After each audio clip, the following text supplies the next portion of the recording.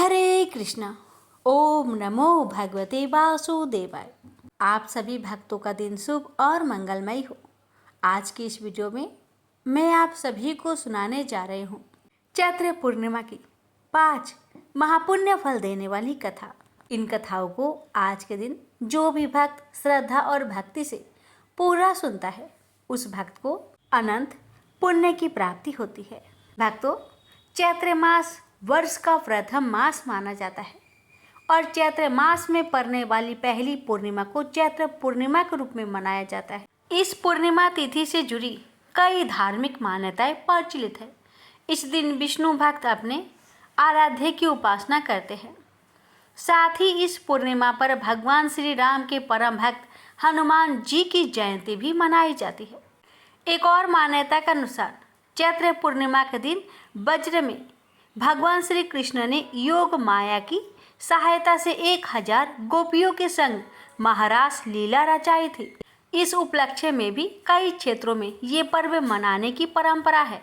कई जगहों पर इस पर्व को चैती पूनम के नाम से भी जाना जाता है।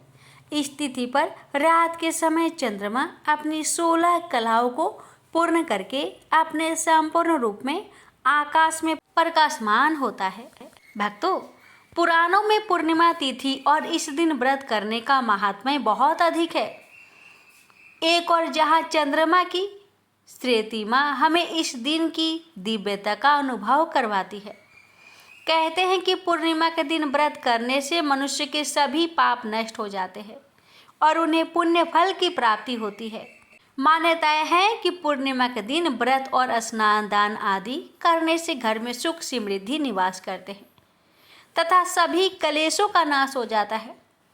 चैत्र पूर्णिमा पर किसी पवित्र नदी में स्नान करके भगवान विष्णु की पूजा करने एवं व्रत का संकल्प लेने का विशेष महत्व है। यदि इस दिन गंगा स्नान संभव हो सके तो श्रेष्ठ फल की प्राप्ति होती है। इस दिन यदि सच्ची आस्था से श्री सत्यनारायण भगवान की उपासना की जाए एवं उनकी कथा का पाठ किया जाए तो सांसारिक सुखों के साथ साथ मरणोपरांत मोक्ष की प्राप्ति होती है। ये दिन विष्णु भक्तों के साथ साथ हनुमान जी के भक्तों के लिए भी अत्यंत महत्वपूर्ण है। कई राज्यों में ये पर्व हनुमान जयंती के रूप में भी मनाया जाता है। ऐसी मान्यता है कि इस दिन पवन पुत्र श्री हनुमान जी की उपासना करने से जीवन के समस्त कष्टों का निवारण होता है एवं दुख दरिद्रता भी समाप्त होती है। इस पर्व पर प्रातःकाल स्नान करके भगवान सूर्य को अर्घ्य दिया जाता है और रात्रि के समय चंद्र देव की पूजा के पश्चात उन्हें अर्घ्य देने का विशेष महत्व है। ऐसी मान्यता है कि चंद्र अर्घ्य के बिना चैत्र पूर्णिमा का व्रत पूर्ण नहीं माना जाता। चैत्र पूर्णिमा तिथि पर दान पुण्य का भी विशेष महत्व है। ऐसी मान्यता है कि यदि इस दिन घरे में कच्चा अन्न डालकर किसी निर्धन व्यक्ति को दान किया जाए तो कभी भी धन धान्य की कमी नहीं होती। तो आइए आज इस पावन दिन में हम रसपान करेंगे चैत्र पूर्णिमा व्रत से जुड़ी 5 महापुण्य फल देने वाली कथा। जो भी भक्त आज के दिन व्रत रखकर इन कथाओं को श्रद्धापूर्वक सुनता है उसकी हर मनोकामना अवश्य ही पूर्ण हो जाती है। और जो भक्त व्रत नहीं भी रखते, अगर वे भी श्रद्धा और भक्ति से इन कथाओं को पूरा सुने तो उस भक्त को भी विशेष पुण्य की प्राप्ति होती है। तो आइए अपने और अपने पूरे परिवार की मंगल कामना को करते हुए आज की इस पावन कथा का रसपान करते हैं। भक्तों, कथा की शुरुआत हम करेंगे प्रथम पूज्य गणेश भगवान जी की कथा के साथ। प्रेम से बोलिए गणेश भगवान जी की जय। एक बुढ़िया माई थी। वह बहुत गरीब थी, आंखों से अंधी थी। उसका एक बेटा और एक बहू थे। वह बुढ़िया सदैव गणेश भगवान जी की पूजा किया करती थी। एक दिन गणेश जी प्रकट होकर उस बुढ़िया माई से बोले, बुढ़िया माँ, तू जो चाहे सो मांग ले। बुढ़िया माई बोली, मुझे तो मांगना नहीं आता भगवान, कैसे और क्या मांगू। तब गणेश भगवान जी बोले, अपने बेटे और बहू से पूछकर मांग लेना। तब बुढ़िया माई ने अपने बेटे से कहा, बेटा गणेश जी कहते हैं, तू कुछ मांग ले, बता मैं क्या मांगू। बेटा ने कहा, माँ तू धन मांग ले। बहू से पूछा तो बहू ने कहा, सासू माँ नाती मांग लो। तब बुढ़िया माई ने सोचा कि ये तो अपने अपने मतलब की बात कह रहे हैं, अतः उस बुढ़िया ने पड़ोसन से पूछा तो उन्होंने कहा कि बुढ़िया माई तू तो थोड़े दिन तक जिएगी, क्यों तू धन मांगे और क्या नाती मांगे। तू तो अपनी आंखों की रोशनी मांग ले, जिससे तेरी जिंदगी आराम से कट जाए। अब बुढ़िया माई काफी सोच विचार के बाद भगवान से बोली, भगवान यदि आप मुझसे प्रसन्न हैं तो मुझे 9 करोड़ की माया दे, निरोगी काया दे, अमर सुहाग दे, आंखों की रोशनी दे, नाती दे, पोता दे और सब परिवार को सुख दे, अंत में मोक्ष दे। यह सुनकर तब गणेश जी बोले, बुढ़िया माँ तूने तो हमें ठग दिया, फिर भी जो तूने मांगा है वचन के अनुसार सब तुझे मिलेगा। और यह कहकर गणेश जी अंतर्ध्यान हो गए। उधर बुढ़िया माँ ने जो कुछ मांगा वह सब कुछ मिल गया। हे गणेश जी महाराज, जैसे आपने उस बुढ़िया माँ को सब कुछ दिया, वैसे ही आपकी कहानी कहने वाले, सुनने वाले, हुक्कार भरने वाले सभी भक्तों को देना। पूर्णमासी की व्रत कथा।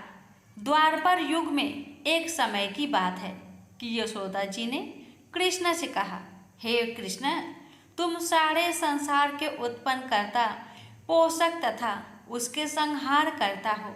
आज कोई ऐसा व्रत मुझसे कहो जिसके करने से मृत्यु लोक में स्त्रियों को विधवा होने का भय ना रहे, तथा यह व्रत सभी मनुष्य की मनोकामनाएं पूर्ण करने वाला हो। श्री कृष्ण कहने लगे, हे माता, तुमने अति सुंदर प्रश्न किया है। मैं तुमसे ऐसे ही व्रत को सविस्तार कहता हूँ। सौभाग्य की प्राप्ति के लिए स्त्रियों को 32 पूर्णमासियों का व्रत करना चाहिए। इस व्रत के करने से स्त्रियों को सौभाग्य संपत्ति मिलती है। यह व्रत अचल सौभाग्य देने वाला एवं भगवान शिव के प्रति मनुष्य मात्र की भक्ति को बढ़ाने वाला है। यशोदा जी कहने लगी, हे कृष्ण, सर्वप्रथम इस व्रत को मृत्यु लोक में किसने किया था, इसके विषय में विस्तार पूर्वक मुझसे कहो।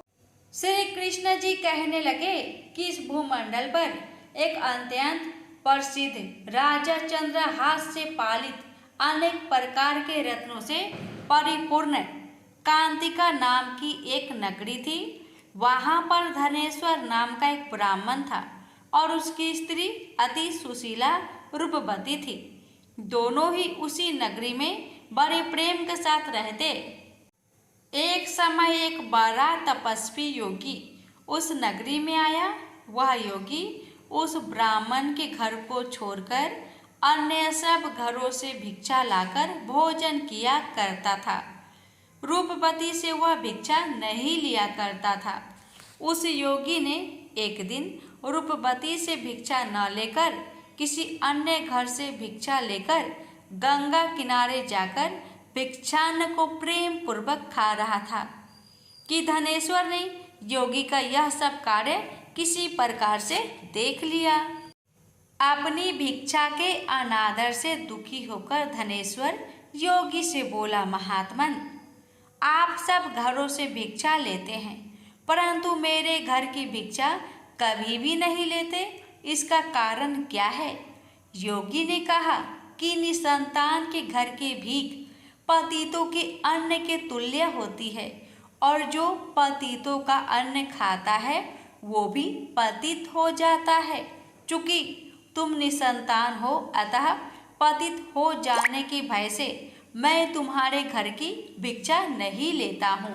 धनेश्वर यह बात सुनकर अपने मन में बहुत दुखी हुआ और हाथ जोड़कर योगी के पैरों पर गिर पड़ा तथा अंतर्भाव से कहने लगा, हे महाराज, यदि ऐसा है तो आप मुझको पुत्र प्राप्ति का उपाय बतलाइए। आप सर्वज्ञ हैं, मुझ पर अवश्य ही यह कृपा कीजिए। धन की मेरे घर में कोई कमी नहीं, परंतु मैं पुत्र न होने के कारण अत्यंत दुखी हूँ। आप मेरे इस दुख का हरण करें। आप सामर्थ्यवान हैं। यह सुनकर योगी कहने लगे, हे ब्राह्मण, तुम चंडी की आराधना करो। घर आकर उसने अपने स्त्री से सब वृत्तांत कहा और स्वयं तप के निमित्त वन में चला गया। वन में जाकर उसने चंडी की उपासना की और उपवास किया। चंडी ने 16वें दिन उसको सपने में दर्शन दिया और कहा, हे धनेश्वर, जा तेरे पुत्र होगा, परंतु वह 16 वर्ष की आयु में ही मृत्यु को प्राप्त हो जाएगा। यदि तुम दोनों स्त्री पुरुष 32 पूर्णमासियों का व्रत विधि पूर्वक करोगे तो वह दीर्घ आयु होगा। जितनी तुम्हारी सामर्थ्य हो, आटे के दिए बनाकर शिव जी का पूजन करना, परंतु पूर्णमासी को 32 जौ जाने चाहिए। प्रातःकाल होने पर इस स्थान के समीप ही तुम्हें एक आम का वृक्ष दिखाई देगा। उस पर तुम चढ़कर एक फल तोड़कर शीघ्र अपने घर चले जाना। अपनी स्त्री से सब वृत्तांत कहना। ऋतु स्नान के पश्चात स्वच्छ होकर शंकर जी का ध्यान करके उस फल को खा लेगी। तब शंकर भगवान की कृपा से उसको गर्भ हो जाएगा। जब वह ब्राह्मण प्रातःकाल उठा तो उसने उस स्थान के पास ही एक आम का वृक्ष देखा, जिस पर एक अत्यंत सुंदर आम का फल लगा हुआ था। उस ब्राह्मण ने उस आम के वृक्ष पर चढ़कर उस फल को तोड़ने का प्रयत्न किया, परंतु वृक्ष पर कई प्रकार प्रयत्न करने पर भी वह ना चढ़ पाया। तब तो उस ब्राह्मण को बहुत चिंता हुई और विघ्न विनाशक गणेश जी की वंदना करने लगा। हे दयानिधे, अपने भक्त के विघ्नों का नाश करके उनके मंगल कार्य को करने वाले, दुष्टों का नाश करने वाले, रिद्धि सिद्धि के देने वाले, आप मुझ पर कृपा करके इतना बल दे कि मैं अपने मनोरथ को पूर्ण कर सकूं। इस प्रकार श्री गणेश जी की प्रार्थना करने पर उनकी कृपा से धनेश्वर वृक्ष पर चढ़ गया और उसने एक अति सुंदर आम का फल देखा। उसने विचार किया कि जो वरदान से फल मिला था वह यह है और कोई फल दिखाई नहीं देता। उस धनेश्वर ब्राह्मण ने जल्दी से उस फल को तोड़कर अपनी स्त्री को लाकर दिया और उसकी स्त्री ने अपने पति के कथन अनुसार उस फल को खा लिया और वह गर्भवती हो गई। देवी जी की असीम कृपा से उसे एक अत्यंत सुंदर पुत्र उत्पन्न हुआ, जिसका नाम उन्होंने देवी दास रखा। माता पिता के हर्ष और शोक के साथ वह बालक शुक्ल पक्ष के चंद्रमा की भांति अपने पिता के घर में बढ़ने लगा। भवानी की कृपा से वह बालक बहुत ही सुंदर, सुशील और विद्या पढ़ने में बहुत ही निपुण हो गया। दुर्गा जी की आज्ञा अनुसार उसकी माता ने 32 पूर्णमासी का व्रत रखना प्रारंभ कर दिया था, जिससे उसका पुत्र बड़ी आयु वाला हो जाए।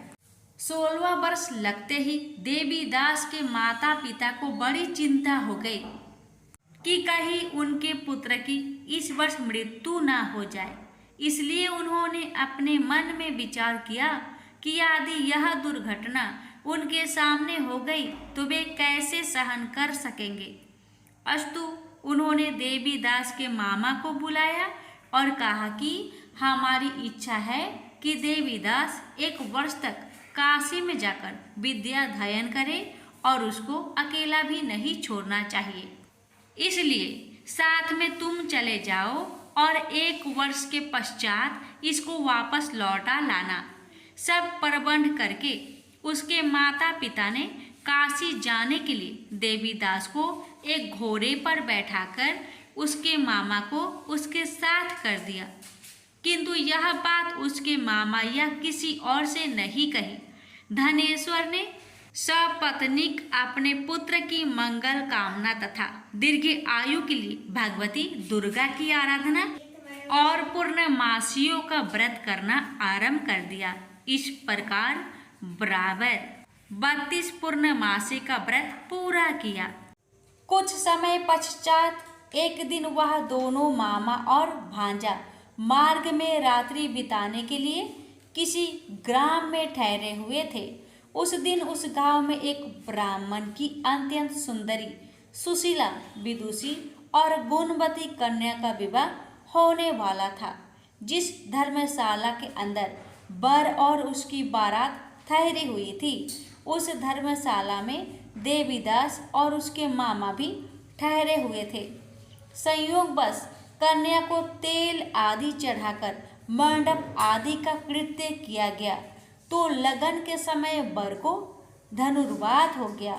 अस्तु वर के पिता ने अपने कुटुंबियों से परामर्श करके निश्चय किया कि यह देवीदास मेरा पुत्र जैसा ही सुंदर है, मैं इसके साथ ही लगन करा दूं और बाद में विवाह के अन्य कार्य मेरे लड़के के साथ हो जाएंगे। ऐसा सोचकर देवीदास के मामा से जाकर बोला कि तुम थोड़ी देर के लिए अपने भांजे को हमें दे दो, जिससे विवाह के लग्न का सब कृत्य सुचारू रूप से हो सके। तब उसका मामा कहने लगा कि जो कुछ भी मधुपर्क आदि कन्यादान के समय वर को मिली वह सब हमें दिया जाए तो मेरा भांजा इस बारात का दूल्हा बन जाएगा। यह बात वर के पिता ने स्वीकार कर लेने पर उसने अपना भांजा वर बनने को भेज दिया और उसके साथ सब विवाह कार्य रात्रि में विधि पूर्वक संपन्न हो गया। पत्नी के साथ वह भोजन न कर सका और अपने मन में सोचने लगा कि न जाने यह किसी स्त्री होगी। वह एकांत में इसी सोच में गरम निश्वास छोड़ने लगा तथा उसकी आंखों में आंसू भी आ गया। तब वधू ने पूछा कि क्या बात है, आप इतने उदासीन व दुखी क्यों हो रहे हैं। तब उसने सब बातें जो वर के पिता व उसके मामा में हुई थी उसको बतला दी। तब कन्या कहने लगी कि यह ब्रह्म विवाह के विपरीत हो कैसे सकता है। हे देव, ब्राह्मण और अग्नि के सामने मैंने आपको ही अपना पति बनाया है, इसलिए आप ही मेरे पति हैं। मैं आपकी ही पत्नी रहूंगी, किसी अन्य की कदापि नहीं। तब देवीदास ने कहा, ऐसा मत करिए, क्योंकि मेरी आयु बहुत थोड़ी है। मेरे पश्चात आपकी क्या गति होगी, इन बातों को अच्छी तरह विचार लो। परंतु वह दृढ़ विचार वाली थी, बोली कि जो आपकी गति होगी वही मेरी गति होगी। हे स्वामी, आप उठिए और भोजन करिए, आप निश्चय ही भूखे होंगे। इसके बाद देवीदास और उसकी पत्नी दोनों ने भोजन किया तथा शेष रात्रि वे सोते रहे। प्रातःकाल देवीदास ने अपनी पत्नी को 3 नगों से जड़ी हुई एक अंगूठी दी, एक रुमाल दिया और बोला, हे प्रिय, इसे लो और संकेत समझकर स्थिर चित हो जाओ। मेरा मरण और जीवन जानने के लिए एक पुष्प वाटिका बना लो, उसमें सुगंधी वाली एक नौ मल्लिका लगा लो, उसको प्रतिदिन जल से सींचा करो और आनंद के साथ खेलो कूदो तथा उत्सव मनाओ। जिस समय और जिस दिन मेरा प्रांत होगा ये फूल सूख जाएंगे और जब ये फिर हरे हो जाए तो जान लेना कि मैं जीवित हूँ। यह बात निश्चय करके समझ लेना, इसमें कोई संचय नहीं है। यह समझाकर वह चला गया। प्रातःकाल होते ही वहां पर गाजे बाजे बजने लगे और जिस समय विवाह के कार्य समाप्त करने के लिए वर तथा सब बाराती मंडप में आए तो कन्या ने वर को भली प्रकार से देखकर अपने पिता से कहा, यह मेरा पति नहीं है। मेरा पति वही है जिसके साथ रात्रि में मेरा पानी ग्रहण हुआ था। इसके साथ मेरा विवाह नहीं हुआ है। यदि यह वही है तो बताए कि मैंने इसको क्या किया। मधुपर्क और कन्यादान के समय जो मैंने भूषण आदि दिए थे उन्हें दिखाए तथा रात में मैंने क्या गुप्त बातें कही थी वह सब सुनाए। पिता ने उसके कथन अनुसार वर को बुलाया। कन्या की यह सब बातें सुनकर वह कहने लगा कि मैं कुछ नहीं जानता। इसके पश्चात लज्जित होकर वह अपना सा मुंह लेकर चला गया और सारी बारात भी अपमानित होकर वहां से लौट गई। भगवान श्री कृष्ण बोले, हे माता, इस प्रकार देवीदास काशी विद्याध्ययन के लिए चला गया। जब कुछ समय बीत गया तो काल से प्रेरित होकर एक सर्प रात्रि के समय उसको डसने के लिए वहां पर आया। उस विषधर के प्रभाव से उसके शयन के स्थान चारों ओर से विष की ज्वाला से बेसैला हो गया, परंतु व्रत राज के प्रभाव से उसको काटने न पाया, क्योंकि पहले ही उसकी माता ने 32 पूर्णिमा का व्रत कर रखा था। इसके बाद वह मध्या के समय स्वयं काल वहां पर आया और उसके शरीर से उसके प्राणों को निकालने का प्रयत्न करने लगा, जिससे वह मूर्छित होकर पृथ्वी पर गिर पड़ा। भगवान की कृपा से उसी समय पार्वती जी के साथ श्री शंकर जी वहां पर आ गए। उसको मूर्छित दशा में देखकर पार्वती जी ने भगवान शंकर से प्रार्थना की कि हे महाराज, इस बालक की माता ने पहले 32 पूर्णिमा का व्रत किया था, जिसके प्रभाव से हे भगवान आप इसको प्राण दान दे। भवानी के कहने पर भक्त वत्सल भगवान श्री शिव जी ने उसको प्राण दान दे दिया। इस व्रत के प्रभाव से काल को भी पीछे हटना पड़ा और देवीदास स्वस्थ होकर बैठ गया। उधर उसकी स्त्री उसके काल की प्रतीक्षा किया करती थी। जब उसने देखा कि उस पुष्प वाटिका में पत्र पुष्प कुछ भी नहीं रहे तो उसको बड़ा आश्चर्य हुआ, और जब वह वैसे ही हरी भरी हो गई तो वह जान गई कि वह जीवित हो गए हैं। यह देखकर वह बहुत प्रसन्न मन से अपने पिता के कहने लगी कि पिताजी, मेरे पति जीवित है, आप उनको ढूंढिए। जब 16 वर्ष व्यतीत हो गया तो देवीदास भी अपने मामा के साथ काशी से चल दिया।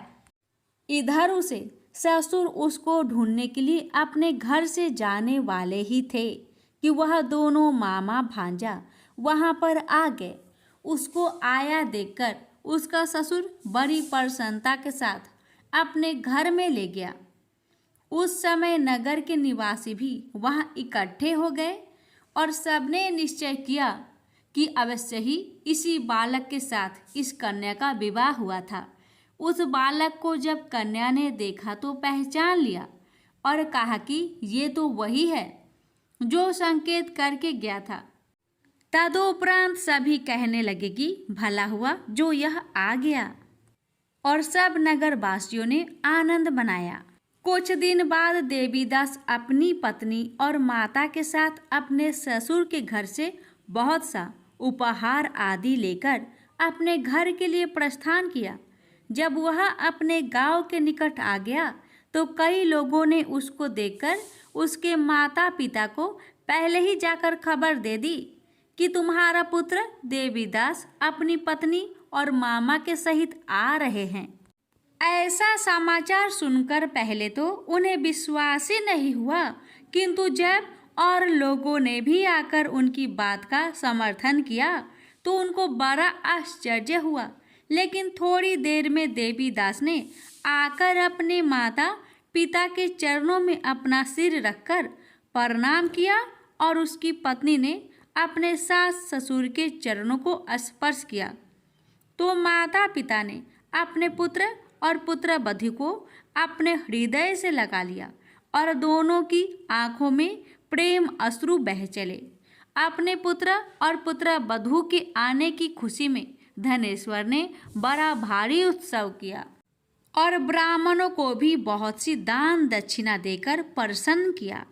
श्री कृष्ण जी कहने लगे कि इस प्रकार धनेश्वर 32 पूर्णिमाओं की व्रत के प्रभाव से पुत्रवान हो गया।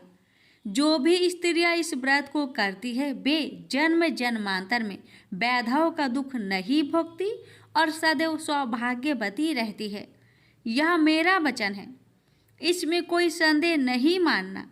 यह व्रत पुत्र पौत्रों को देने वाला तथा संपूर्ण मनोकामनाओं को पूर्ण करने वाला है। 32 पूर्णिमाओं के व्रत करने से व्रत की सब इच्छाएं भगवान शिव जी की कृपा से पूर्ण हो जाती है। प्रेम से बोलिए हर हर महादेव। गर्भ गीता पाठ। श्री कृष्ण भगवान जी का वचन है कि जो प्राणी इस गर्भ गीता का सद्भावना से विचार मनन करता है सो पुरुष फिर गर्भवास में नहीं आता।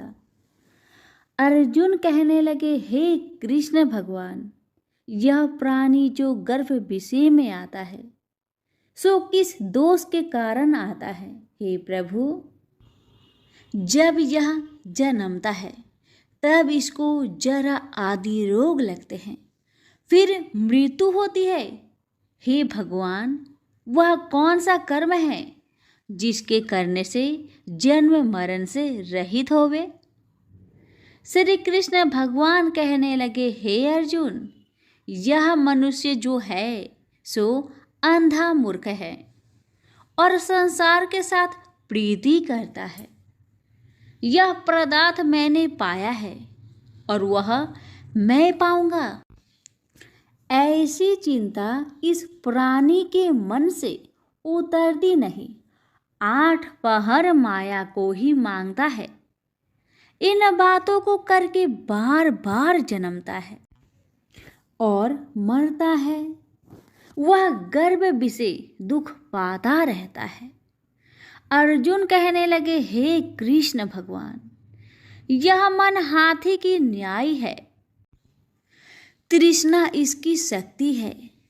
यह मन तो 5 के बस में है, काम, क्रोध, लोभ, मोह और अहंकार। इन 5 में अहंकार बहुत बली है। ये कौन सा यत्न है जिससे मन बस में होए? वैसा ही मन रूपी हाथी को बस में करने के लिए ज्ञान रूपी अंकुश है।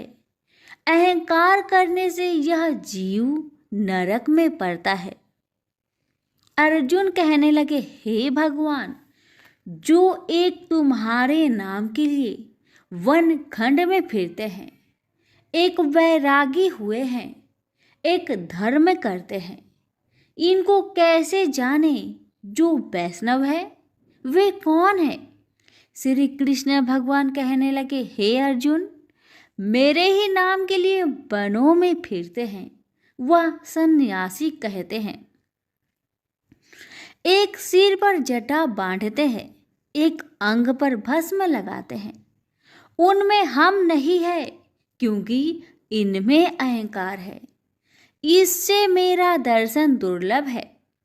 अर्जुन कहने लगे, हे भगवान, वह कौन सा पाप है जिससे स्त्री की मृत्यु हो जाती है? वह कौन सा पाप है जिससे पुत्र मर जाता है? और नपुंसक कौन से पाप से होते हैं? श्री भगवान कहने लगे, हे अर्जुन, जो किसी से कर्जा लेता है और देता नहीं, इस पाप से औरत मरती है। और जो किसी की अमानत रखी हुई बचा लेता है, उसके पुत्र मर जाते हैं। जो किसी का कार्य किसी के गोचर आए पड़े और वह जबानी कहे कि मैं तेरा कार्य सबसे पहले कर दूंगा, और जब समय आए तब उसका कार्य ना करे, इस पाप से नपुंसक हो जाता है। ये बड़े पाप है। अर्जुन कहने लगे, हे भगवान, कौन पाप से मनुष्य सदैव रोगी रहता है? किस पाप से गधे का जन्म पाता है, स्त्री का जन्म पाता है, तथा टट्टू का जन्म क्यों कर पाता है, और बिल्ली का जन्म किस पाप से होता है? श्री भगवान कहने लगे, हे अर्जुन, जो भी मनुष्य कन्यादान करते हैं और इस दान में मूल्य लेते हैं वे दोषी है। वे मनुष्य सदा रोगी रहते हैं। जो विषय विकार के वास्ते मदिरा पान करते हैं वे टट्टू का जन्म पाते हैं, और जो झूठी गवाही भरते हैं वह औरत का जन्म पाता है। जो रसोई बना के पहले आप भोजन कर लेती है और पीछे परमेश्वर को अर्पण करती है तो वे बिल्ली का जन्म पाती है। और जो मनुष्य अपनी झूठी वस्तु दान करते हैं औरत का जन्म पाते हैं, वह गुलाम औरतें होती है। अर्जुन कहने लगे, हे भगवान, कई मनुष्यों को आपने स्वर्ण दिया है, सो उन्होंने कौन सा पुण्य किया है? और कई मनुष्यों को आपने हाथी घोड़ा रथ दिए हैं, उन्होंने कौन सा पुण्य किया है? श्री भगवान कहने लगे, हे अर्जुन, जिन्होंने स्वर्ण दान किया है उनको हाथी घोड़े वाहन मिलते हैं। जो परमेश्वर के निमित्त कन्या दान करते हैं सो पुरुष का जन्म पाते हैं। अर्जुन कहने लगे, भगवान, जिन पुरुषों के अंदर विचित्र शरीर है उन्होंने कौन सा पुण्य किया है? किसी दो के घर संपत्ति है, कोई विद्वान है, उन्होंने कौन सा पुण्य किया है? श्री भगवान कहने लगे, हे अर्जुन, जिन्होंने अन्न का दान किया है उनका सुंदर स्वरूप है। जिन्होंने विद्या दान किया है वह विद्यावान होते हैं। जिन्होंने संतों की सेवा की है वह पुत्रवान होते हैं। अर्जुन कहने लगे, हे भगवान, किसी को धन से प्रीति है, कोई को स्त्रियों से प्रीति करते हैं। इसका क्या कारण है, समझाकर कहिए। श्री कृष्ण भगवान कहने लगे, हे अर्जुन, धन और स्त्री सब नाश रूप है, मेरी भक्ति का नाश नहीं है। अर्जुन कहने लगे, भगवान, यह राजपाट इस धर्म के करने से मिलता है, विद्या कौन से धर्म करने से मिलती है? श्री कृष्ण भगवान कहने लगे, हे अर्जुन, जो प्राणी काशी जी में निष्काम भक्ति से तप करते हुए देह त्यागते हैं वह राजा होते हैं, और जो गुरु की सेवा करते हैं सो विद्वान होते हैं। अर्जुन कहने लगे, हे भगवान, किसी को धन अचानक बिना किसी परिश्रम से ही मिलता है, सो उन्होंने कौन सा पुण्य किया है? श्री कृष्ण भगवान कहने लगे, अर्जुन, जिन्होंने गुप्त दान किया है उनको धन अचानक मिलता है। जिसने परमेश्वर निमित्त पराया कार्य संवारा है वह मनुष्य रोग से रहित होते हैं। अर्जुन कहने लगे, हे भगवान, कौन से पाप से अमली होते हैं और कौन पाप से गूंगे होते हैं और कौन पाप से कुष्ठी होती है? श्री कृष्ण भगवान कहने लगे, हे अर्जुन, जो आदमी नीच कुल की स्त्री से गमन करते हैं सो अमली होते हैं। जो गुरु से विद्या पढ़कर मुकर जाते हैं सो गूंगे होते हैं। जिन्होंने गो घात किया है वे कुष्ठी होते हैं। अर्जुन कहने लगे, हे भगवान, जिस किसी पुरुष की देह में रक्त का विकार होता है वह किस पाप से होता है? और कोई दरिद्र होते हैं, किसी को खरक वायु होती है, और कोई अंधे होते हैं, तो कोई पंगुल होते हैं, सो कौन से पाप से रहित होते हैं? और कई स्त्रियां बाल विधवा होती है, तो यह किस पाप से होती है? श्री कृष्ण भगवान कहने लगे, हे अर्जुन, जो सदा क्रोधवान रहते हैं उन्हें रक्त विकार होता है। जो मलिन रहते हैं वह सदा दरिद्र होते हैं। जो कुकर्मी ब्राह्मण को दान देते हैं उनके खरक वायु होते हैं। जो पराई स्त्री को निर्वस्त्र देखते हैं, गुरु की पत्नी को दृष्टि करते हैं, सो अंधे होते हैं। जिसने गुरु और ब्राह्मण को लात मारी है सो लंगड़ा व पंगुला होता है। जो औरत अपने पति को छोड़कर पराये पुरुषों से संग करती है सो वह बाल विधवा होती है। अर्जुन कहने लगे, हे भगवान, आप पर ब्रह्मा हो, आपको नमस्कार है। आगे मैं आपको संबंधी जानता था, परंतु अब मैं ईश्वर रूप जानता हूँ। हे पर ब्रह्मा, गुरु दीक्षा कैसी होती है, सो कृपा करके मुझको कहिए। श्री कृष्ण भगवान बोले, हे अर्जुन, तुम धन्य हो, तुम्हारे माता पिता भी धन्य हैं जिनके तुम ऐसे पुत्र हो। हे अर्जुन, सारे संसार का गुरु जगन्नाथ, विद्या का गुरु काशी, चारों वर्णों का गुरु सन्यासी है। सन्यासी उसको कहते हैं जिन्हें सबका त्याग करके मेरे प्रति मन लगाया है, सो ब्राह्मण जगत गुरु है। हे अर्जुन, यह बात ध्यान देकर सुनने की है। गुरु कैसा करे, जिसने सब इंद्रियां जीती हो, जिसको सब संसार ईश्वरमय नजर आता हो और सब जगत से उदास हो। ऐसा गुरु करे जो परमेश्वर को जानने वाला हो और उस गुरु की पूजा सब तरह से करे। हे अर्जुन, जो गुरु काम भक्त होता है और जो प्राणी गुरु की पूजा सब तरह से करे। हे अर्जुन, जो गुरु का भक्त होता है और जो प्राणी गुरु के सम्मुख होकर भजन करते हैं, उसका भजन करना सफल है। जो गुरु से विमुख है, उनको 7 ग्राम माड़े का पाप है। गुरु से विमुख प्राणी दर्शन करने योग्य नहीं होते। जो गृहस्थी संसार में गुरु के बिना है, चांडाल के समान है। जिस तरह मदिरा का भंडार हो, उसमें जो गंगा जल है सो अपवित्र है, इसी तरह गुरु से विमुख का भजन सदा अपवित्र होता है। उसके हाथ का देवता भी नहीं लेते, उसके सब कर्म निष्फल है। कुकर, शुकर, गंधर्व, काग, ये सब की सब योनियों में बड़ी खोटी योनि है। इन सब से यह मनुष्य खोटा है। जो गुरु नहीं करता, गुरु बिना गति नहीं होती, यह अवश्य नरक को जाएगा।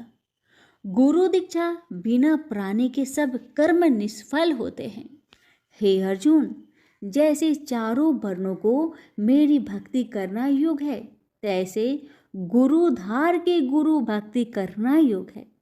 जैसे गंगा नदियों में उत्तम है, सब व्रतों में एकादशी का व्रत श्रेष्ठ है, वैसे ही अर्जुन, शुभ कर्मों में गुरु सेवा उत्तम है। गुरु दीक्षा बिना प्राणी पशु योनि पाता है।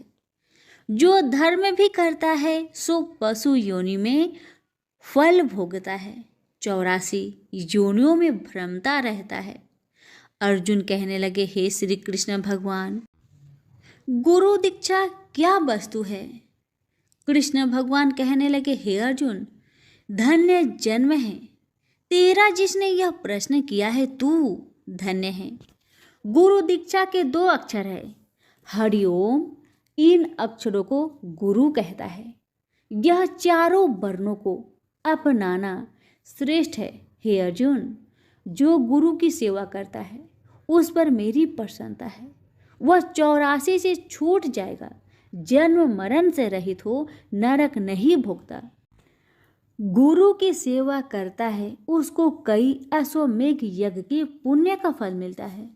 गुरु की सेवा मेरी सेवा है। हे अर्जुन, हमारे तुम्हारे संवाद को जो पढ़े सो गर्भ के दुख से बचेंगे, 84 कट जाएगी।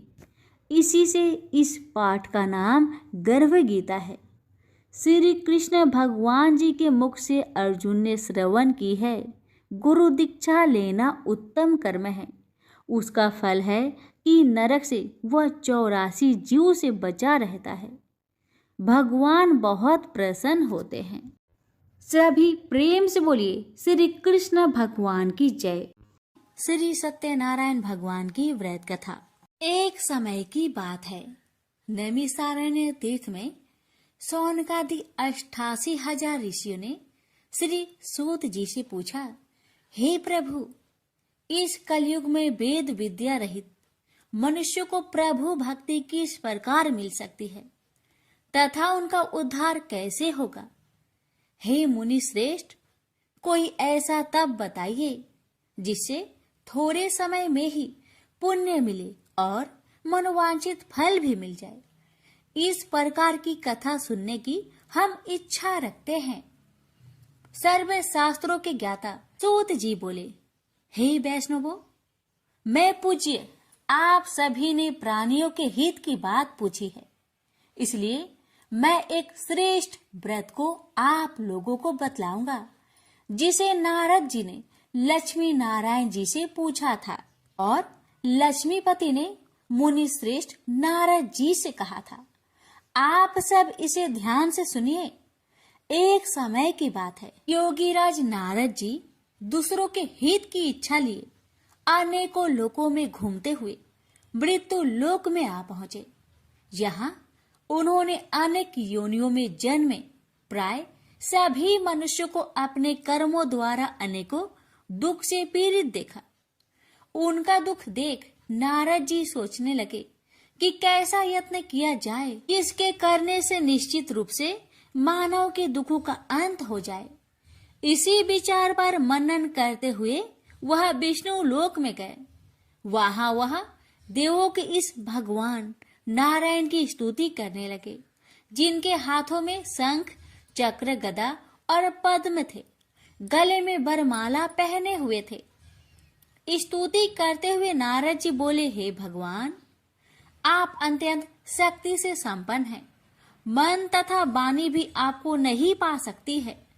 आपका यदि मध्य तथा अंत नहीं है, निर्गुण स्वरूप सृष्टि के कारण भक्तों के दुख को दूर करने वाले आपको मेरा नमस्कार है। नारद जी की स्तुति सुन विष्णु भगवान बोले, हे मुनि श्रेष्ठ, आपके मन में क्या बात है? आप किस काम के लिए पधारे हैं, उसे निसंकोच कहो। इस पर नारद मुनि बोले कि मृत्यु लोक में अनेक योनियों में जन्मे मनुष्य अपने कर्मों के द्वारा अनेकों दुख से दुखी हो रहे हैं। हे नाथ, आप मुझ पर दया रखते हैं तो बताइए कि वो मनुष्य थोड़े प्रयास से ही अपने दुखों से कैसे छुटकारा पा सकते हैं। श्री हरि बोले, हे नारद, मनुष्य की भलाई के लिए तुमने बहुत ही अच्छी बात पूछी है, जिसके करने से मनुष्य मोह से छूट जाता है। वह बात मैं कहता हूँ, उसे सुनो। स्वर्ग लोक व मृत्यु लोक दोनों में एक दुर्लभ उत्तम व्रत है जो पुण्य देने वाला है। आज प्रेम वश होकर मैं उसे तुमसे कहता हूँ। श्री सत्यनारायण भगवान का यह व्रत अच्छी तरह विधान पूर्वक करके मनुष्य तुरंत ही यहाँ सुख भोग कर मरने पर मोक्ष पाता है। श्री हरि के वचन सुन नारद जी बोले कि उस व्रत का फल क्या है और उसका विधान क्या है। यह व्रत किसने किया था, इस व्रत को किस दिन करना चाहिए, सभी कुछ विस्तार से बताए। नारद की बात सुनकर श्री हरि बोले, दुख व शोक को दूर करने वाला यह व्रत सभी स्थानों पर विजय दिलाने वाला है। मानव को भक्ति व श्रद्धा के साथ शाम को श्री सत्यनारायण की पूजा धर्म परायण होकर ब्राह्मणों व बंधुओं के साथ करनी चाहिए। भक्ति भाव से ही नैवेद्य केले का फल, घी, दूध और गेहूं का आटा सवाया ले। गेहूं के स्थान पर साठी का आटा, शक्कर तथा गुड़ लेकर वह सभी भक्षण योग्य पदार्थों को मिलाकर भगवान का भोग लगाए। ब्राह्मणों सहित बंधु बांधवों को भी भोजन कराए। उसके बाद स्वयं भोजन करे और भजन कीर्तन के साथ भगवान की भक्ति में लीन हो जाए। इस तरह से सत्यनारायण भगवान का यह व्रत करने पर मनुष्य की सारी इच्छाएं निश्चित रूप से ही पूरी होती है। इस कली काल अर्थात कलयुग में मृत्यु लोक में मोक्ष का यही एक सरल उपाय है। इति श्री सत्यनारायण व्रत कथा प्रथम अध्याय संपूर्ण। श्रीमन नारायण नारायण नारायण। भज मन नारायण नारायण नारायण। श्री सत्यनारायण भगवान की जय। सूत जी बोले, हे ऋषियों, जिसने पहले समय में इस व्रत को किया था उसका इतिहास कहता हूँ, ध्यान से सुनो। सुंदर काशीपुरी नगरी में एक अत्यंत निर्धन ब्राह्मण रहता था। भूख प्यास से परेशान हुआ धरती पर घूमता रहता था। ब्राह्मणों से प्रेम करने वाले भगवान ने एक दिन ब्राह्मण का भेष धारण कर उसके पास जाकर पूछा, हे ब्रीप, नित्य दुखी होकर तुम पृथ्वी पर क्यों घूमते हो? दीन ब्राह्मण बोला, मैं निर्धन ब्राह्मण हूँ, भिक्षा के लिए धरती पर घूमता हूँ। हे भगवान, यदि आप इसका कोई उपाय जानते हो तो बताइए। वृद्ध ब्राह्मण कहता है कि सत्यनारायण भगवान मनोवांछित फल देने वाले हैं, इसलिए तुम उनका पूजन करो। इसे करने से मनुष्य सभी दुखों से मुक्त हो जाता है। वृद्ध ब्राह्मण बनकर आए सत्यनारायण भगवान उस निर्धन ब्राह्मण को व्रत का सारा विधान बताकर अंतर्ध्यान हो गए। मन ही मन सोचने लगा कि जिस व्रत को वृद्ध ब्राह्मण करने को कह गया है, मैं उसे जरूर करूंगा। यह निश्चय करने के बाद उसे रात में नींद नहीं आई। वह सवेरे उठकर सत्यनारायण भगवान के व्रत का निश्चय कर भिक्षा के लिए चला गया। उस दिन निर्धन ब्राह्मण को भिक्षा में बहुत धन मिला, जिससे उसने बंधु बांधवों के साथ मिलकर श्री सत्यनारायण भगवान का व्रत संपन्न किया। भगवान सत्यनारायण का व्रत संपन्न करने के बाद वह निर्धन ब्राह्मण सभी दुखों से छूट गया और अनेक प्रकार की संपत्तियों से युक्त हो गया। उसी समय से यह ब्राह्मण हर माह इस व्रत को करने लगा। इस तरह से सत्यनारायण भगवान के व्रत को जो भी मनुष्य करेगा वह सभी प्रकार के पापों से छूटकर मोक्ष को प्राप्त होगा। जो मनुष्य इस व्रत को करेगा वह भी सभी दुखों से मुक्त हो जाएगा। सूत जी बोले कि इस तरह से नारद जी से नारायण जी का कहा हुआ श्री सत्यनारायण व्रत को मैंने तुमसे कहा। हे ब्रीपो, मैं अब और क्या कहूँ? ऋषि बोले, हे मुनिवर, संसार में उस ब्रीप से सुनकर और किस किस ने इस व्रत को किया, हम सब इस बात को सुनना चाहते हैं। इसके लिए हमारे मन में श्रद्धा का भाव है। सूत जी बोले, हे मुनियों, जिसने इस व्रत को किया है वह सब सुनो। एक समय वही ब्रीप धन व ऐश्वर्य के अनुसार अपने बंधु बांधवों के साथ इस व्रत को करने को तैयार हुआ। उसी समय एक लकड़ी बेचने वाला बूढ़ा आदमी आया और लकड़ियां बाहर रखकर अंदर ब्राह्मण के घर में गया। प्यास से दुखी वह लकड़हारा उनको व्रत करते देख ब्रीप को नमस्कार कर पूछने लगा कि आप यह क्या कर रहे हैं तथा इसे करने से क्या फल मिलेगा, कृपया मुझे भी बताइए। ब्राह्मण ने कहा कि सब मनोकामनाओं को पूरा करने वाला यह सत्यनारायण भगवान का व्रत है। इनकी कृपा से ही मेरे घर में धन्य धान्य आदि की वृद्धि हुई है।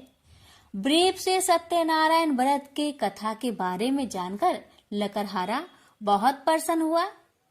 चरणामृत लेकर वह प्रसाद खाने के बाद वह अपने घर गया। लकड़हारे ने अपने मन में संकल्प किया कि आज लकड़ी बेचने से जो धन मिलेगा उसी से श्री सत्यनारायण भगवान का उत्तम व्रत करूंगा। मन में इस विचार को ले बूढ़ा आदमी सिर पर लकड़ियां रख उस नगर में बेचने गया जहां धनी लोग ज्यादा रहते थे। उस नगर में उसे अपनी लकड़ियों का दाम पहले से 4 गुना अधिक मिलता है। बूढ़ा प्रसन्नता के साथ दाम लेकर केले, शक्कर, घी, दूध, दही और गेहूं का आटा ले और सत्यनारायण भगवान की व्रत की अन्य सामग्रियां लेकर अपने घर गया। वहां उसने अपने बंधु बांधवों को बुलाकर विधि विधान से सत्यनारायण भगवान का पूजन और व्रत किया। इस व्रत के प्रभाव से वह बूढ़ा लकड़हारा धन पुत्र आदि से युक्त होकर संसार के समस्त सुख भोग अंत काल में बैकुंठ धाम को चला गया। इति श्री सत्यनारायण व्रत कथा दूसरा अध्याय संपूर्ण। श्रीमन नारायणे नारायणे नारायणे भज मन नारायणे नारायणे नारायणे। श्री सत्यनारायण भगवान की जय। सूत जी बोले, हे श्रेष्ठ मुनियों, अब आगे की कथा कहता हूँ। पहले समय में उल्कामुख नाम का एक बुद्धिमान राजा था। वह सत्य वक्ता और जितेंद्रिय था। प्रतिदिन देव स्थानों पर जाता और निर्धनों को धन देकर उनके कष्ट दूर करता था। उसकी पत्नी कमल के समान मुख वाली तथा सती साध्वी थी। भद्रशिला नदी के तट पर उन दोनों ने श्री सत्यनारायण भगवान का व्रत किया। उसी समय साधु नाम का एक वैश्य आया। उसके पास व्यापार करने के लिए बहुत सा धन भी था। राजा को व्रत करते देखकर वह विनय के साथ पूछने लगा, हे राजन, भक्ति भाव से पूर्ण होकर आप यह क्या कर रहे हैं? मैं सुनने की इच्छा रखता हूँ, तो आप मुझे बताए। राजा बोले, हे साधु, अपने बंधु बांधवों के साथ पुत्र आदि की प्राप्ति के लिए एक महाशक्तिमान श्री सत्यनारायण भगवान का व्रत व पूजन कर रहा हूँ। राजा के वचन सुन साधु आदर से बोला, हे राजन, मुझे इस व्रत का सारा विधान कहिए। आपके कथा अनुसार मैं भी इस व्रत को करूंगा। मेरी भी संतान नहीं है और इस व्रत को करने से निश्चित रूप से मुझे संतान की प्राप्ति होगी। राजा से व्रत का सारा विधान सुनकर व्यापार से निवृत्त हो वह अपने घर गया। साधु वैश्य ने अपनी पत्नी को संतान देने वाले इस व्रत का वर्णन कह सुनाया और कहा कि जब मेरी संतान होगी तब मैं इस व्रत को करूंगा। साधु ने इस तरह के वचन अपनी पत्नी लीलावती से कहे। एक दिन लीलावती पति के साथ आनंदित हो सांसारिक धर्म में प्रवृत्त होकर सत्यनारायण भगवान की कृपा से गर्भवती हो गई। 10वें महीने में उसके गर्भ से एक सुंदर कन्या ने जन्म लिया। दिनों दिन वह ऐसे बढ़ने लगी जैसे कि शुक्ला पक्ष का चंद्रमा बढ़ता है। माता पिता ने अपनी कन्या का नाम कलावती रखा। एक दिन लीलावती ने मीठे शब्दों में अपने पति को याद दिलाया कि आपने सत्यनारायण भगवान के जिस व्रत को करने का संकल्प किया था उसे करने का समय आ गया है। आप इस व्रत को करिए। साधु बोला कि हे प्रिय, इस व्रत को मैं उसके विवाह पर करूंगा। इस प्रकार अपनी पत्नी को अवशासन देकर वह नगर को चला गया। कलावती पिता के घर में रह वृद्धि को प्राप्त हो गई। साधु ने एक बार नगर में अपनी कन्या को सखियों के साथ देखा तो तुरंत ही दूत को बुलवाया और कहा कि मेरी कन्या की योग वर देखकर आओ। साधु की बात सुनकर दूत कंचन नगर में पहुंचा और वहां देखभाल कर लड़की के सुयोग बनिक पुत्र को ले आया। सुयोग लड़के को देख साधु ने बंधु बांधवों को बुलाकर अपनी पुत्री का विवाह कर दिया। लेकिन दुर्भाग्य की बात ये कि साधु ने अभी भी श्री सत्यनारायण भगवान का व्रत नहीं किया। इस पर श्री भगवान क्रोधित हो गए और श्राप दिया कि साधु को अत्यधिक दुख मिले। अपने कार्य में कुशल साधु बनिया जमाई को लेकर समुद्र के पास स्थित होकर रत्नासारपुर नगर में गया। वहां जाकर दामाद ससुर दोनों मिलकर चंद्रकेतु राजा के नगर में व्यापार करने लगे। एक दिन भगवान सत्यनारायण की माया से एक चोर राजा का धन चुराकर भाग रहा था।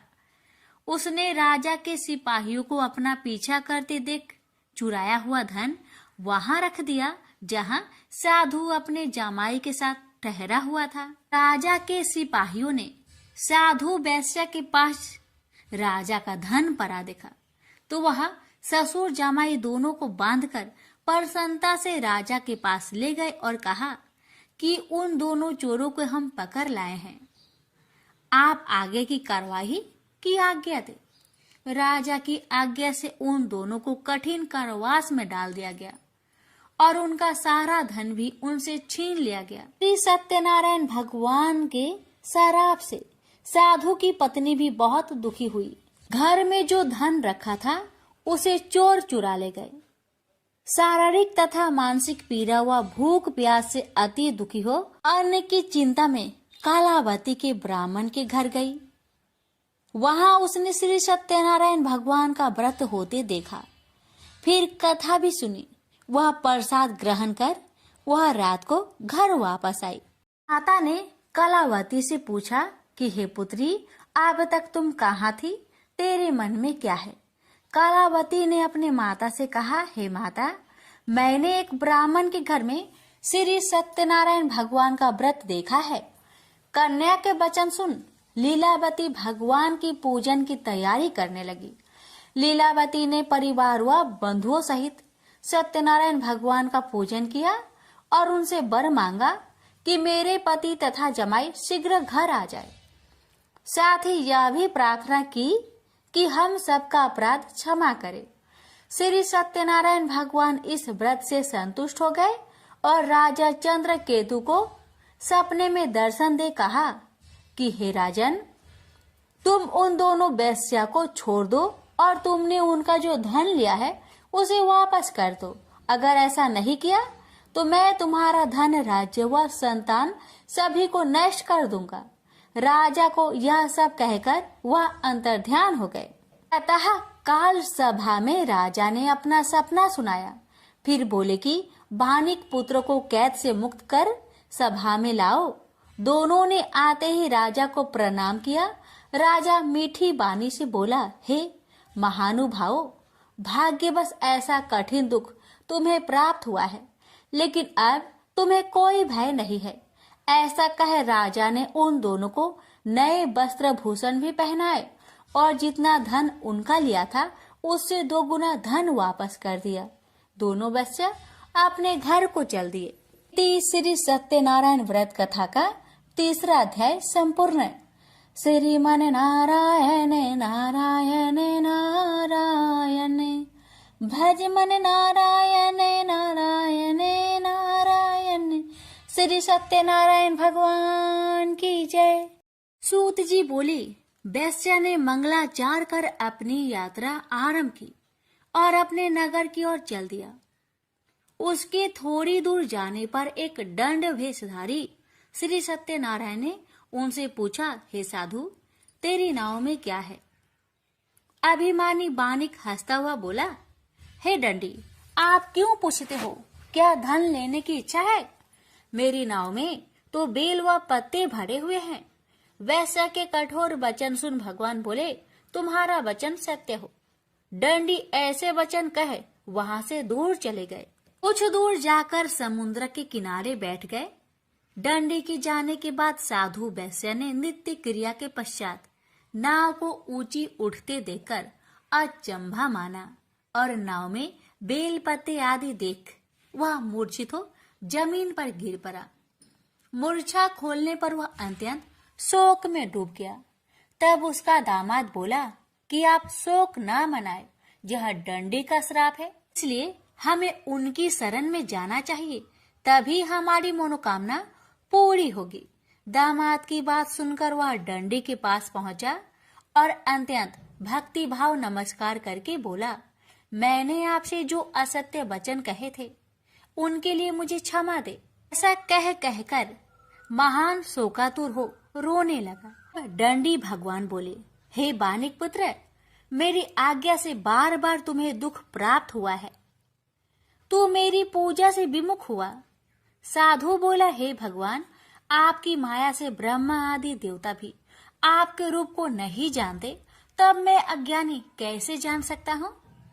आप प्रसन्न होइए, अब मैं सामर्थ्य के अनुसार आपकी पूजा करूंगा।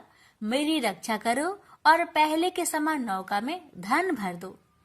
साधु वैश्य के भक्ति पूर्वक वचन सुनकर भगवान प्रसन्न हो गए और उसकी इच्छा अनुसार वरदान देकर अंतर्ध्यान हो गए।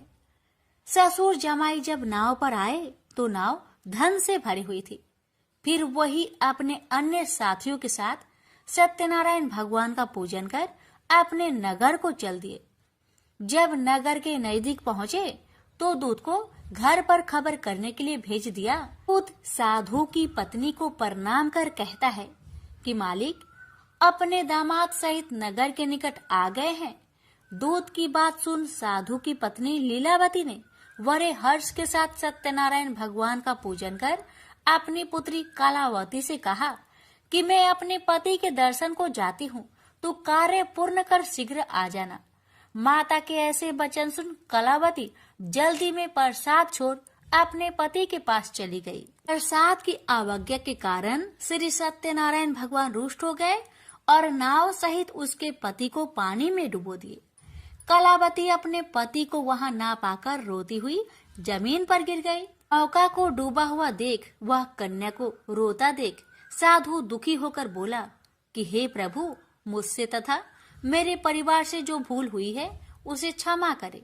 साधु के दीन वचन सुनकर श्री सत्यनारायण भगवान प्रसन्न हो गए और आकाशवाणी हुई, हे साधु, तेरी कन्या मेरे प्रसाद को छोड़कर आई है, इसलिए उसका पति अदृश्य हो गया है। यदि वह घर जाकर प्रसाद खाकर लौटती है तो इसे उसका पति अवश्य मिलेगा। ऐसी आकाशवाणी सुन कलावती घर पहुंचकर प्रसाद खाती है और फिर आकर अपने पति के दर्शन करती है।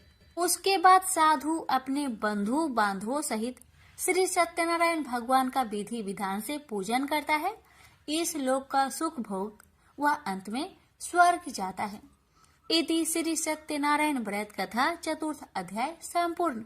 श्रीमन नारायणे नारायणे नारायणे भज मन नारायणे नारायणे नारायण। श्री सत्यनारायण भगवान की जय। श्री सूत जी बोले, हे ऋषियों, मैं और भी एक कथा सुनाता हूँ, उसे भी ध्यान पूर्वक सुनो। प्रजा पालन में लीन तुंगध्वज नाम का एक राजा था। उसने भी भगवान का प्रसाद त्याग कर बहुत ही दुख प्राप्त किया। एक बार वन में जाकर वन्य पशुओं को मारकर वह बर के पेड़ के नीचे आया। वहां उसने ग्वालों को भक्ति भाव से अपने बंधुओं सहित सत्यनारायण भगवान का पूजन करते देखा। अभिमान बस राजा ने उन्हें देखकर भी पूजा स्थान में नहीं गया, ना ही उसने भगवान को नमस्कार किया। ग्वालों ने राजा को प्रसाद दिया, लेकिन उसने वह प्रसाद नहीं खाया और प्रसाद को वहीं छोड़कर वह अपने नगर को चला गया। जब वह नगर में पहुंचा तो वहां सब कुछ तहस नहस हुआ पाया, तो वह शीघ्र ही समझ गया कि यह सब भगवान ने ही किया है। वह दोबारा ग्वालों के पास पहुंचा और विधि पूर्वक पूजा कर प्रसाद खाया, तो श्री सत्यनारायण भगवान की कृपा से सब कुछ पहले जैसा हो गया। दीर्घ काल तक सुख भोगने के बाद मरोना उपरांत उसे स्वर्ग लोक की प्राप्ति हुई। तो मनुष्य परम दुर्लभ इस व्रत को करेगा तो भगवान सत्यनारायण की अनुकंपा से उसे धन्य धान्य की प्राप्ति होगी। निर्धन धनी हो जाता है और भय मुक्त हो जीवन जीता है। संतानहीन मनुष्य को संतान सुख मिलता है और सारे मनोरथ पूर्ण होने पर मानव अंत काल में वैकुंठ धाम को जाता है। सूत जी बोले, जिन्होंने पहले इस व्रत को किया है, अब उनके दूसरे जन्म की कथा कहता हूँ। वृद्ध संतानंद ब्राह्मण ने सुदामा का जन्म लेकर मोक्ष की प्राप्ति की। लकरहारे ने अगले जन्म में निषाद बनकर मोक्ष प्राप्त किया। उल्कामुख नाम का राजा दशरथ होकर वैकुंठ को गए। साधु नाम के वैश्य ने मोर ध्वज बनकर अपने पुत्र को आरे से चीरकर मोक्ष पाया। महाराज तुंगध्वज ने स्वयंभू होकर भगवान में भक्ति युक्त हो कर्म कर मोक्ष पाया। श्री सत्यनारायण व्रत कथा का 5वां अध्याय संपूर्ण हुआ। श्रीमन नारायण नारायण नारायण भज मन नारायण नारायण नारायण। श्री सत्यनारायण भगवान की जय। लापसी तपसी की कथा। एक लापसी था, एक तपसी था। तपसी हमेशा भगवान की तपस्या में लीन रहता था। लापसी रोजाना सवा सेर की लापसी बनाकर भगवान का भोग लगाकर जीम लेता था। एक दिन दोनों लड़ने लगे। लापसी बोला, मैं रोज भगवान की तपस्या करता हूँ, इसलिए मैं बड़ा हूँ। लापसी बोला कि मैं रोज भगवान को 1.25 सेर लापसी का भोग लगाता हूँ, इसलिए मैं बड़ा हूँ। नारद जी वहां से गुजर रहे थे। दोनों को लड़ता देखकर उनसे पूछा कि क्यों तुम लड़ रहे हो। लापसी ने खुद को बड़ा होने का कारण बताया और तपसी ने अपना कारण बताया। नारद जी बोले, तुम्हारा फैसला मैं कर दूंगा। दूसरे दिन लापसी और तपसी नहाकर अपनी रोज की भक्ति करने आए तो नारद जी ने छुपकर 1.25 करोड़ की एक एक अंगूठी उन दोनों के आगे रख दी। तपसी की नजर जब अंगूठी पर पड़ी तो उसने चुपचाप अंगूठी उठाकर अपने नीचे दबा ली। लापसी की नजर अंगूठी पर पड़ी लेकिन उसने ध्यान नहीं दिया। भगवान को भोग लगाकर लापसी खाने लगा। नारद जी सामने आए तो दोनों ने पूछा कि कौन बड़ा। तो नारद जी ने तपसी को खड़ा होने को कहा। वो खड़ा हुआ तो उसके नीचे दबी अंगूठी दिखाई पड़ी। नारद जी ने तपसी से कहा, तपस्या करने के बाद भी तुम्हारी चोरी करने की आदत नहीं गई, इसलिए लापसी बड़ा है और तुम्हें तुम्हारी तपस्या का कोई भी फल नहीं मिलेगा। तपसी शर्मिंदा होकर माफी मांगने लगा। उसने नारद जी से पूछा, मुझे मेरी तपस्या का फल कैसे मिलेगा। नारद जी ने कहा, यदि कोई गाय और कुत्ते की रोटी नहीं बनाएगा तो फल तुझे मिलेगा। यदि कोई ब्राह्मण को भोजन करवाकर दक्षिणा नहीं देगा तो फल तुझे मिलेगा। यदि कोई साड़ी के साथ ब्लाउज नहीं देगा तो फल तुझे मिलेगा।